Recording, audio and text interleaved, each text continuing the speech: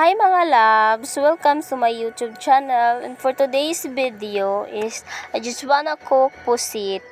Yan ang pusit namin dito mga loves. Andyan pa siya sa silopin at kukunin natin siya sa silopin at ilagay natin sa isang bowl.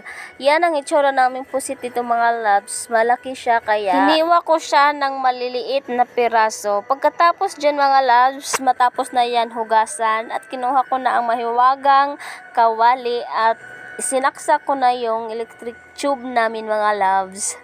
Electric tube ang gamit namin dito mga loves kasi andito kami sa bukid. Yan ang itsura ng pusit dito mga loves at may onion leeks ako dito mga loves. Fast forward, yan ang hitsura ng aking nilulutong pusit. Hindi na ako nakapag-video nang naglalagay ako ng mantika, bawang at saka onions.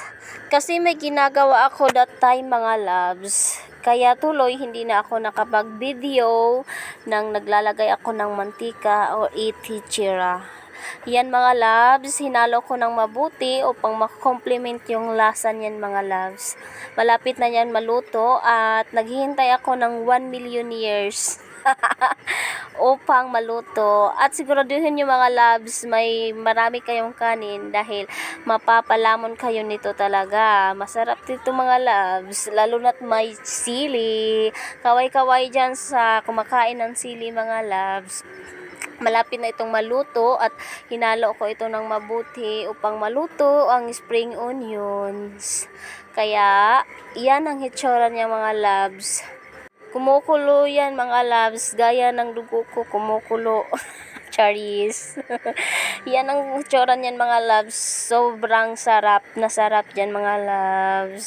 Malambot yan mga loves ha, hindi yan matigas. Konting kembot na lang mga loves, malapit na itong maluto. After 1 million years mga loves, tapos na siya. Nagpi-plating na ako mga loves. Pagkatapos kong mag-plating yan is kakain na si Soken. Kinuha ko siya lahat sa kawali at inilagay ko sa platito upang lumamig.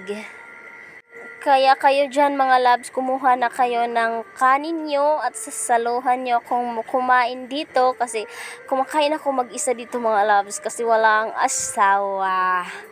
Finally mga loves, tapos na rin, konting tiis na lang, kakain na si Soken.